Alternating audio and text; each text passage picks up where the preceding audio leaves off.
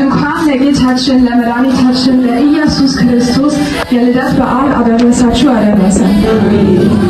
ከዚህ በመቀጠል በዕለተ ዓርብ የምንማር ልጆች ጥቅስ እናቀርባለን። በጸጥታ እንድትከታተሉ በትህትና እንጠይቃለን።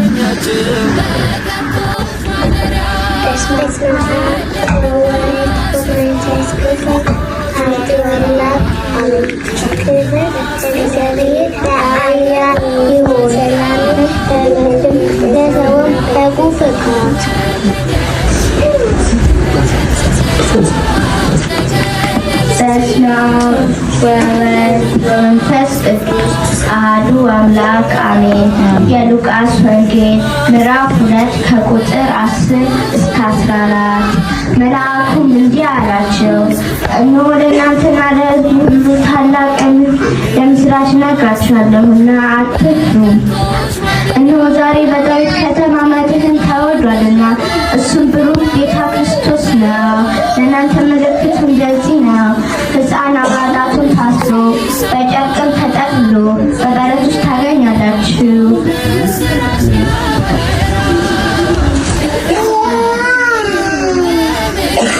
በስመ አብ ወወልድ ወመንፈስ ቅዱስ አሐዱ አምላክ አሜን። ትንቢተ ሚክያስ ምዕራፍ 5 ከቁጥር 1 እስከ 2።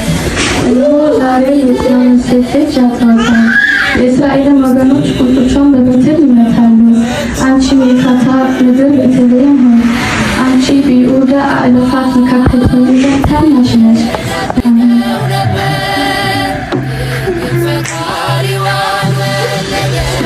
ወወልድ ወመንፈስ ቅዱስ አምላክ አሜን። መጀመሪያቱ የሐዋርያ የጳውሎስ መልእክት ወደ ጢሞቴዎስ ምዕራፍ 3 ከቁጥር 16። እግዚአብሔርን በመምሰል ምስጢር ያረጋገጥሽ ታላቅ በሥጋ የተገለጠ በመንፈስ የጸደቀ ለመላእክት የታየ በአሕዛብ የተሰበከ በዓለም የታመነ በክብር ያረገ መስዋዕት።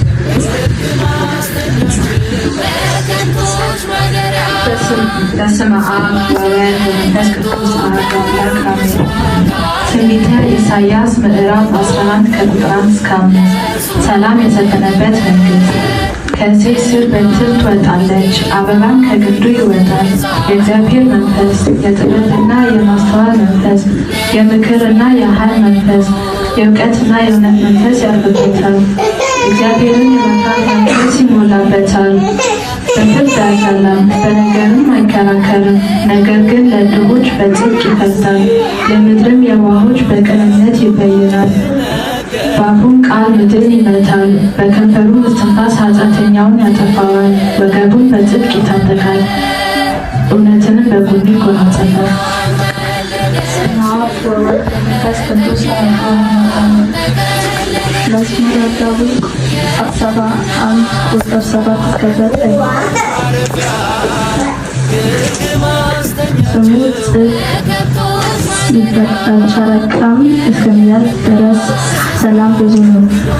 ከባህር እስከ ባህር ከወንዝ እስከ ዓለም ዳርቻ ድረስ ይገዛል። በፊቱም ኢትዮጵያ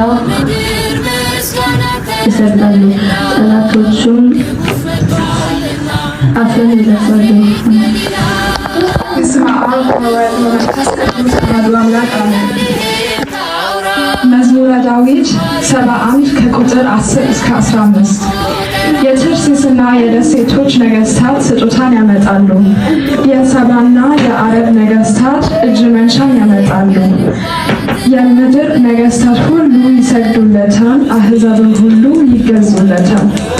ድሃን ከሚቀማው እጅ ረዳት የሌለውንም ምስኪን ያድነዋልና። ለድሃና ለምስኪን ይራራል፣ የድሆችንም ነፍስ ያድናል። ከአራጣና ከቅሚያ ነፍሳቸውን ያድናታል።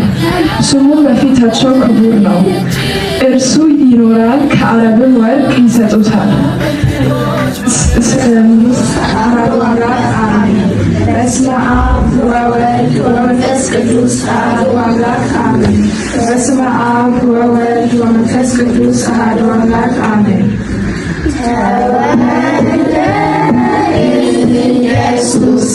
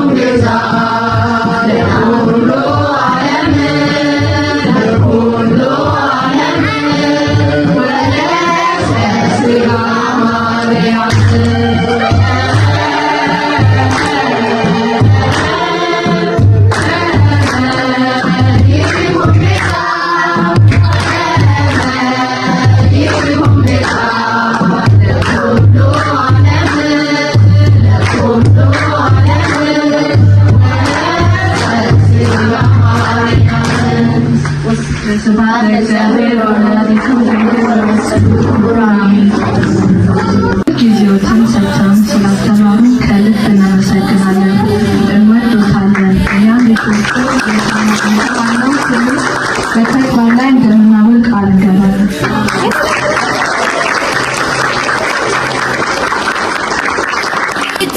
ታየ ተዳሰሰ እንደ ሰው በጠባቡ ደረት አዳምን መሰለው። ገረማ ጥበቡ ታናሿ ሙሽራ ተዋህዷልና ቃል ከሥጋ ጋራ። የምስጢር ግሩም ነው ከቶም አይነገር ማርያምን በልቧ ትጠብቀው ነበር። የምስጢር ግሩም ነው ከቶም አይነገር ማርያምን በልቧ ትጠብቀው ነበር። ድንግል ፈጣሪዋን ወለደችው በመጠቅለያም ጠቀለለችው። የለምና ስፍራ በእንግዶች ማረፊያ ግርግም አስተኛችው በከብቶች ማደሪያ